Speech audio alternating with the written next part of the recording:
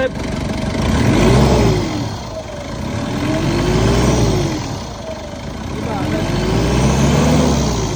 Eto, meron tayo rito nga Montero na Gen 2 all the way from Baguio pa, and issue dito sa low power, and sabi ni boss is nagawa na rin sa Baguio to, and nagpalinis daw siya ng turbo, and after no na low power na, and ayun, nadinala sa atin ni boss kasi medyo masakit na ulo niya kasi hindi na ma-troubleshoot nung gumagawa, and ayun, dinala sa atin, and first connect natin yung VGT solenoid niya.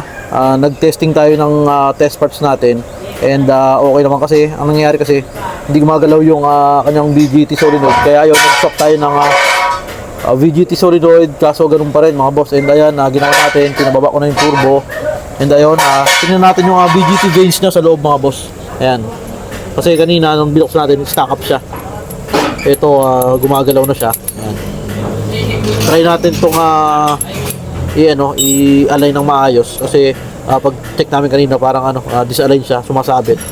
Kaya yun, sana machamba natin to, and mawala yung sakit sa ulo ni boss dito sa kanyang low power na Montero.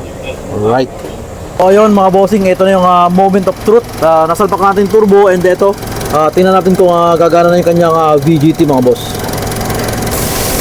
Rev!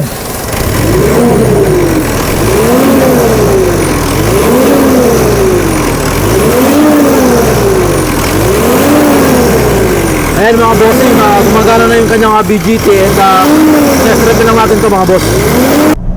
So ayun mga boss, ito tinatest drive natin yung Montero all the way from Baguio mga boss, and ito medyo mas sumakit na ulo ni boss dito sa unit niya kasi sobrang kupad raw, and nag-start lang daw yun simula nung nalinis yung turbo, and ayun kasi sumakit na yung ulo nung gumagawa nung may-ari.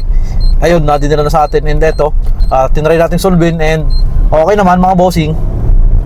Ayan ang ganda naman ako mga boss, and problem solved mga boss, nakachamba naman tayo, and ito papatest drive ko sa may-ari kung talagang okay na, kasi siya rin yung nakakaalam ng takbo ng unit niya, pero sa akin mga bossing 100% okay na to.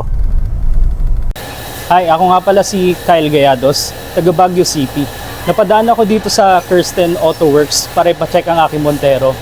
Naging issue ng aking Montero ay overboost at low power. Ngayon, okay na siya. Marerecommend ko ang Kirsten Auto Works sa inyo.